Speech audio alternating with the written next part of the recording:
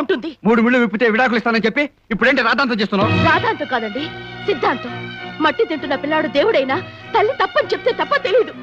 మంగళసూత్రాల పవిత్రత ఏమిటో తెలియక నా మెళ్ళ 3 ముళ్ళు విప్పేస్తారంటున్నా మీరు నా కంటికి పిల్లాళ్ళనే కనిపిస్తున్నారు. బిడ్డ తప్పు చేస్తుంటే తల్లి చెప్పాలి. నా భర్తగా కాదండి, నా బిడ్డగా భావించి చెప్తున్నాను.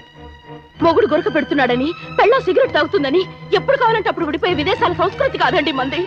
అలా విడిపోవడం వల్ల వాళ్ళ పిల్లలు ఒంటరితనానికి గురై నేరస్తులుగా మారుతున్నారు. ఆ దేశాలన్నీ మన భారతీయ సంస్కృతి గురించి, ముఖ్యంగా మన వివాహ వ్యవస్థ గురించి ఎంతో గౌరవంతో జోహార్లు చెప్తుంటే మనం దాన్ని వ్యక్తిగత స్వార్థం కోసం బజార్లో పడితే హక్కు మనకు లేదండి. నేనెంత చెప్పిన తర్వాత కూడా నా మెళ్ళో ఉన్న 3 ముళ్ళు విప్పేయాలని మీకు అనిపిస్తే విప్పేయండి. భజంత్రీలు వాయించండి. అమ్మా క్షమించండి. పెళ్లిలో మేళాలు వాయించేటప్పుడు భార్యాభర్తలు కలకాలం కలిసిమెలిసి జీవించాలని దీవిస్తూ అనురాగాల్ని మేళవించిన అనేక రాగాల్ని వాయించేవాళ్ళం. ఇప్పుడు గట్టి మేళం కాదు కదా, ఒట్టి మేళం